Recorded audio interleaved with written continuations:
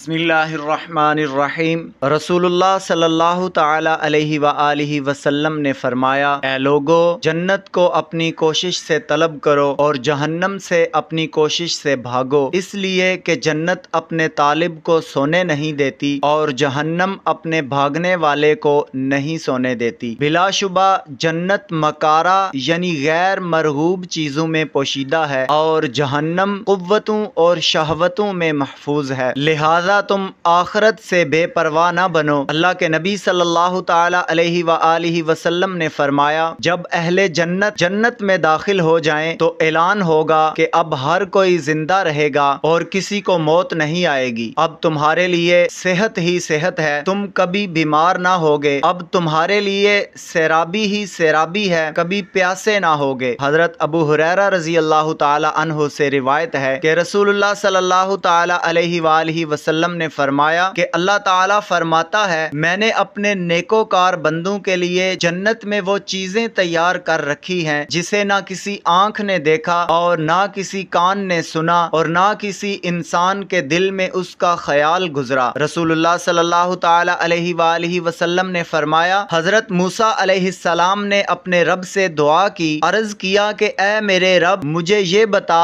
جنت میں آخری شخص کون داخل ہوگا، اس کے لیے جنت کا حکم کب ہوگا؟ اللہ تعالیٰ نے فرمایا، اے موسیٰ، جہنم میں ایک مرد کے سوا کوئی مسلمان باقی نہ رہے گا۔ جو ایک مرد باقی ہوگا اسے اللہ تعالیٰ اپنی رحمت سے جہنم سے نکال لے گا اور وہ جنت کے دروازے پر ٹھہرے گا تو اللہ تعالیٰ فرمائے گا، جنت میں داخل ہو جا۔ وہ کہے گا، میں جنت میں کیسے داخل ہو جاؤں؟ تمام لوگوں نے اپنی اپنی منزل اور اپنے اپنے درجہ پر قبضہ کر لیا ہوگا، میرے لیے نہ تو کوئی چیز ہوگی نہ کوئی مکان۔ تو اللہ تعالیٰ فرمائے گا، اے میرے بندے، کیا تو جنت میں اتنے مکان سے راضی ہو جائے گا جتنا دنیا میں 2 بادشاہوں کی مملکت ہوتی ہے؟ یہ سن کے وہ کہنے لگا، اے میرے رب، میں راضی ہوں۔ تو اللہ تعالیٰ فرمائے گا، جا تو جنت میں داخل ہو جا، تیرے لیے اس سے 2 گنا زیادہ جگہ ہے، اور اللہ تعالیٰ اسے 4 بادشاہوں کی مملکت کے مطابق عطا فرمائے گا۔ علماء کرام فرماتے ہیں، وہ 4 مملکتیں خراسان، عراق، شام اور یمن کے برابر ہوں گی۔ فرمایا، جنت کی صفت اتنی وافر ہے کہ جتنا بھی کوئی بیان کرے وہ اس سے کہیں زیادہ ہے، لیکن اس کے ساتھ جہنم کا بھی ذکر ہے۔ جب رسول اللہ صلی اللہ تعالی علیہ وآلہ وسلم پر یہ آیت نازل ہوئی، ان جہنم لموعدہم اجمعین، اور بلا شبہ جہنم تمام کافروں کے لیے تیار کی گئی ہے، تو رسول اللہ صلی اللہ تعالی علیہ وآلہ وسلم رونے لگے اور بڑی شدت کے ساتھ روئے، اور آپ کے صحابہ بھی آپ کے رونے کی وجہ سے رونے لگے، حالانکہ وہ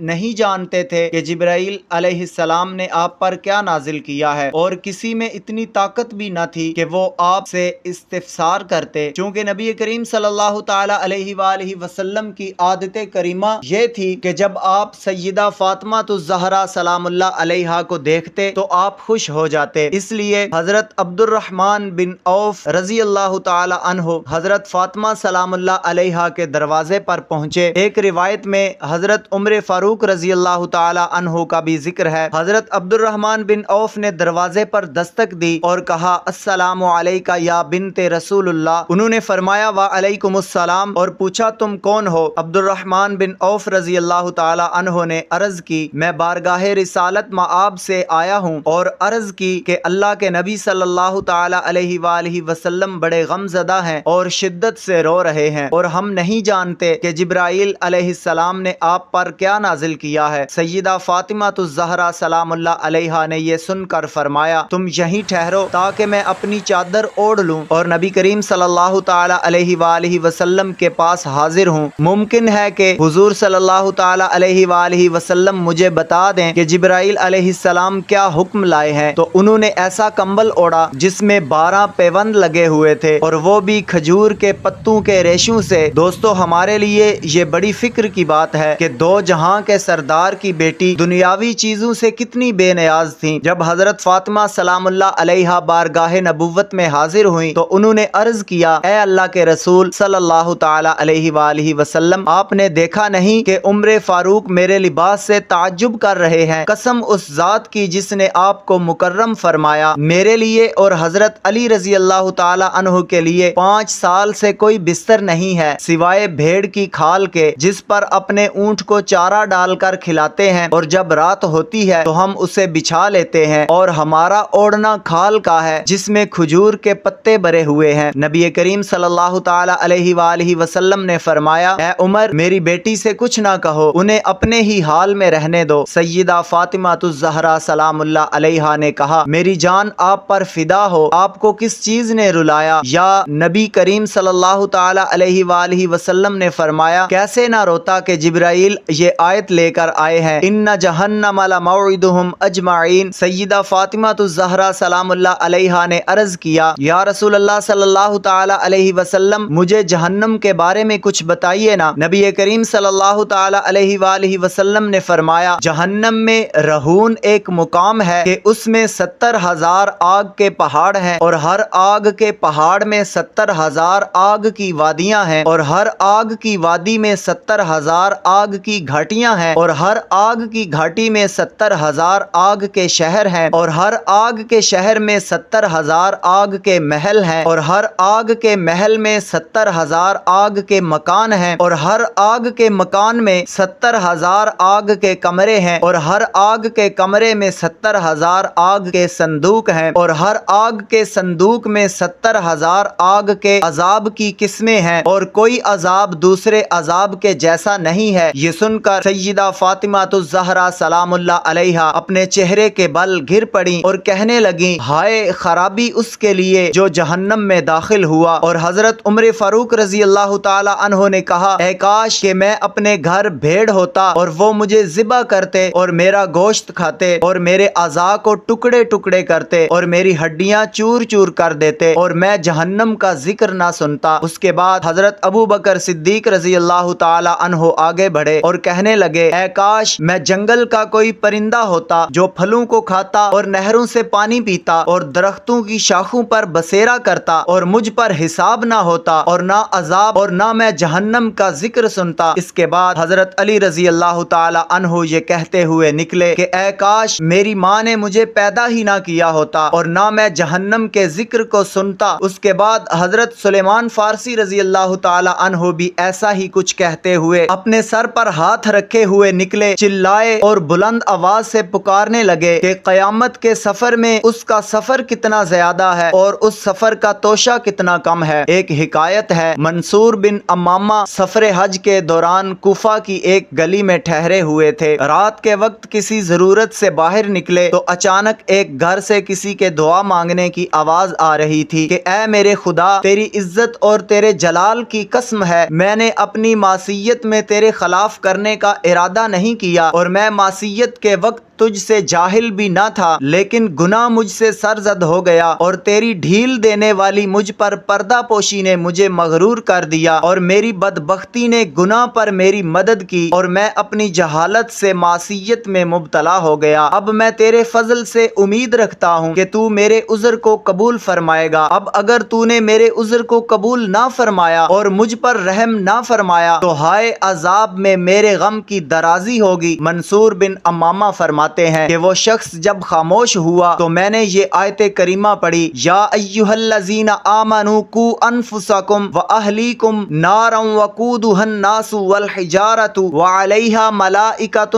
غلاظ شداد لا یعصون اللہ ما امرہم ویفعلون ما یؤمرون۔ اے ایمان والو، اپنی جانوں اور اپنے گھر والوں کو اس آگ سے بچاؤ جس کا ایندھن آدمی اور پتھر ہیں، ان پر سختی و شدت کرنے والے ایسے فرشتے مقرر ہیں جو انہیں حکم دیا جاتا ہے اس میں وہ اللہ کی نافرمانی نہیں کرتے اور وہی کرتے ہیں جو انہیں حکم دیا جاتا ہے۔ اس کے بعد میں نے ایک شدید چیخنے اور دھڑام سے گرنے کی آواز سنی اور اس کے بعد خاموشی ہو گئی۔ حضرت منصور بن امامہ فرماتے ہیں کہ پھر میں اپنی حاجت کو پورا کر کے اپنی قیام گاہ میں واپس آ گیا۔ جب صبح ہوئی تو میں اس طرف گیا اور میں نے رونے کی آوازیں سنی اور میں نے دیکھا کہ لوگ ایک دوسرے کے ساتھ تعزیت کر رہے ہیں۔ اسی لمحہ ایک بوڑھی عورت روتی ہوئی دیکھی، معلوم ہوا کہ وہ مرنے والے کی ماں ہے۔ وہ کہہ رہی تھی، اللہ تعالیٰ میرے بیٹے کے قاتل کو خیر کی جزا نہ دے، اس نے میرے بیٹے پر ایسی آیت تلاوت کی جس میں عذاب کا ذکر تھا اور وہ کھڑا ہو کر نماز پڑھ رہا تھا۔ جب اس نے اس آیت کریمہ کو سنا تو اس کے نزدیک وہ بہت عظیم محسوس ہوا اور وہ مر کر گر پڑا۔ منصور بن امامہ کہتے ہیں، اس رات میں نے اسے خواب میں دیکھا۔ میں نے اس سے پوچھا، اللہ تعالیٰ نے تیرے ساتھ کیا کیا؟ اس نے کہا، میرے ساتھ اللہ تعالیٰ نے وہ کیا جو شہدائے بدر کے ساتھ کیا۔ اللہ تعالیٰ نے میرے ساتھ وہی معاملہ کیا جو اللہ تعالیٰ نے بدر کے شہیدوں کے ساتھ کیا۔ حضرت منصور بن امامہ فرماتے ہیں کہ میں نے اس سے پوچھا کہ یہ کیسے ہو سکتا ہے؟ تو اس نے کہا، اس لیے کہ اللہ تعالیٰ نے شہدائے بدر کو کافروں کی تلوار سے شہید کروایا اور مجھے سیف غفار سے، یعنی مجھے غفار کی تلوار سے شہید کیا۔